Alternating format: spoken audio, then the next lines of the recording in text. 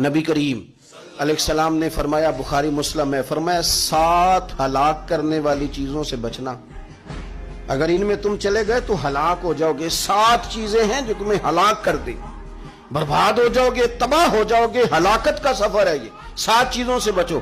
یا رسول اللہ صلی اللہ علیہ وسلم وہ کون کون سی؟ تو حضور نے فرمایا اللہ کے ساتھ شریک نہ کرنا، ہلاک ہو جاؤ گے۔ دوسرا نبی پاک صلی اللہ علیہ وسلم نے فرمایا جادو نہ کرنا، ہلاک ہو جاؤ گے، ہلاک۔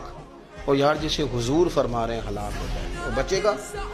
نبی پاک صلی اللہ علیہ وسلم نے تیسرے نمبر پر فرمایا جس شخص کے قتل کرنے کو اللہ نے حرام قرار دیا ہے اسے قتل نہ کرنا، ہلاک ہو جاؤ۔